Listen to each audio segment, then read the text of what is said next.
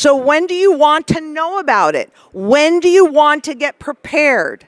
People also think, well, I'm going to know right before and then I'm going to be able to do everything. Quite honestly, I personally have been working on this on some level my whole life. But when 2008 hit, I 100% knew that the system had died. There's the purchasing power of the consumer dollar. 2007 was when the system died. We just don't know it yet, but it doesn't matter. Facts remain the facts. Officially, we have 3 cents left out of that purchasing power, but that's official. And what I want you to notice, when you go to the Federal Reserve Education Department, they nicely tell us how much a dollar is really worth, which is a big fat zero. Basically, this is the end of this currency's life cycle, and nothing can change it. That's why it really doesn't matter who is in power at any given moment. It is just a transfer, and what they're trying to engineer is a transfer into a new system. So what's money supposed to do for you? Because originally, this is what it was created for, as a unit of account, a tool of measure, a medium of exchange, a fair unit of payment, so that whatever you make today, you're fairly paid. But if you're not ready to spend it, maybe you want to retire, maybe you want to educate your kids in the future, a store of value. Now, gold supports all of those functions. But when they wanted to take over the system, they made the fiat money mimic gold. Okay? So it mimics all of these functions of money, but baked into the system is inflation. And what does that do? It removes your purchasing power, and you don't realize it. If they can, that's what that 2% is about. To make the value of the currency drop slow enough that you don't change what you do. So, governments and central bankers need you to think that nothing is changing. This is how they do it. Okay? This was original. That's a $1 gold coin. And that was the same as a 1-ounce silver coin. And that was the same as a silver certificate. So they all were in circulation at the same time with the same level of purchasing power. There's your 20. But what they also did was put in the Federal Reserve notes. And again, they allow everything to circulate at the same time so that you get used to the one that really has nothing backing it and eliminates your ability to convert it and hold the central banks and the government's toes to the fire. So you think nothing has changed, but in reality, everything has when they take away the gold. If you don't hold it, you don't own it. Everything else is a contract. In 1971, where the population lost the ability to convert those gold certificates into gold, now global governments lost that ability. And we were on a pure debt-based system. And as we all know, what they're reporting is north of 36 trillion, but we've been compounding interest forever.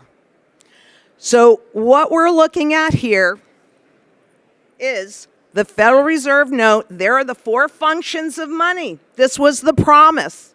And here's the lie.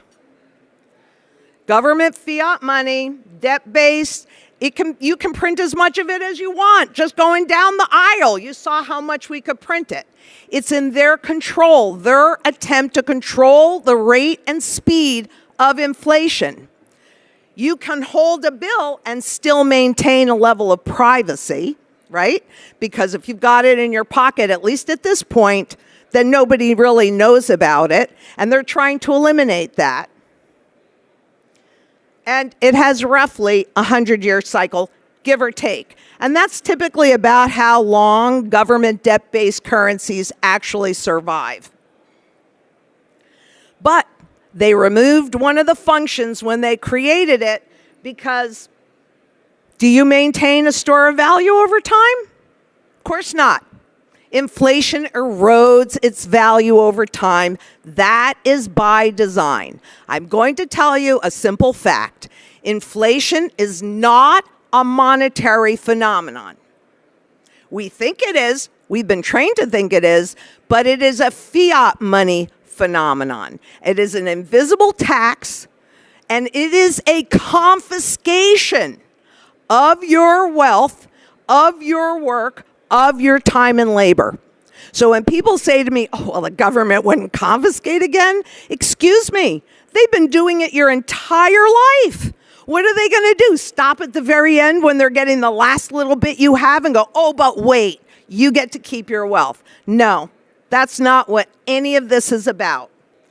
Now, I'm telling you, there is another run that is happening on the dollar today. And it really started after the financial crisis that became apparent to everybody in 2008. It really happened in 2007, but we all think of it as 2008. So these are the two largest buyers of our treasury bonds. That's what the current run is about. And they're selling them. China and Japan, the two largest buyers. Can you see that? Since 2012, they started selling them after the crisis. But this is a modern day run on the dollar. Make no mistake about it.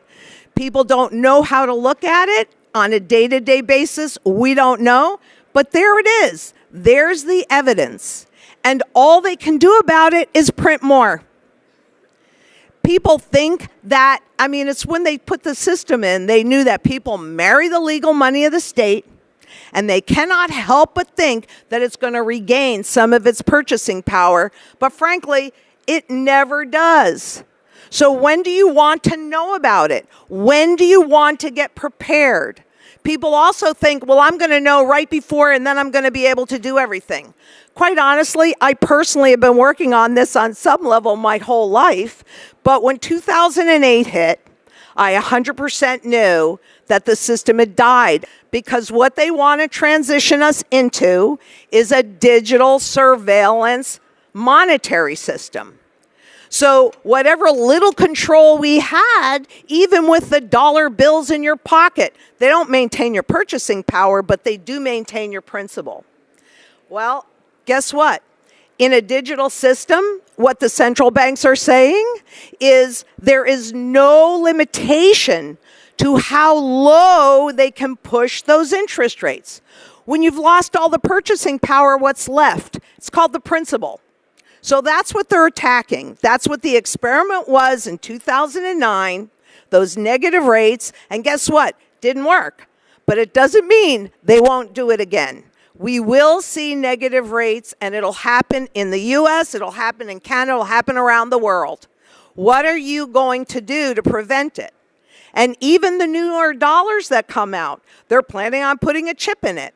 They want to know everything that you're doing. They can do lifetime taxes, and they can control you. Because if you're not spending your money fast enough, they just push those interest rates down, and you watch your principal evaporate. So in this new system, this is why I say that Bitcoin and cryptocurrencies are a Trojan horse. I'm not saying that they're not here forever, right? Because I think that is the next iteration. But what are you going to have to shift into it? Because what they've been working on since 2009, January 2009, is adoption. Do they have enough adoption? Maybe so. How would they get that adoption? They allow the price to go up. What have they done with gold and silver? They have suppressed the price by selling lots and lots of gold and silver that does not nor ever will exist. But the cryptocurrencies, they want you to participate so that it makes it easier to transition you into the new system. It makes it seem normal and like nothing has changed, when in reality, everything has. And let me show you what that looks like. There's the digital dollar, all right, that they've talked about. And this is programmable fiat money. Fiat is by decree, so it's government-based money. No privacy. We all know that. They may say, oh, well, we have to protect that. Look, there's good and there's bad in everything. Do you trust the central banks to have your best interest at heart? Because what have they shown you that would lead you to that belief? Or the governments? So the choice is yours. We've got sound money, physical gold, physical silver. We've got fiat debt-based money, which is at the end of its life cycle because there's no purchasing power left. So they're going to start to attack the principal. We're going into, a hyperinflationary depression because of this. There's no other choice. They have to burn off that debt, and they do that by hyperinflating the currency into absolutely zero value, as you saw in that original slide. Those are their slides, not mine. Go on there. You'll see the true value. Into this next iteration, I want sound money that performs all of those original functions. Then if I have to deal with any other kind of money, I'm holding my purchasing power intact until that time. This is what happens to the spot price of gold and then ultimately to the value of gold when they reset, when enough confidence from the public is lost and they need to regain that confidence. And you can see, doesn't it all look the same? I could put up 1,000 charts. They all look the same. So they suppress the price, but then when they need to regain your confidence, they do those overnight revaluations, right? There are strategies all around that, depending upon what your personal goals are, what your personal circumstances are. It is a layered approach so that no matter where we are in this trend cycle, you are appropriately diversified and you have protected your purchasing power. It's critical that we all do this because this is what happens. But not ETFs, not intangibles.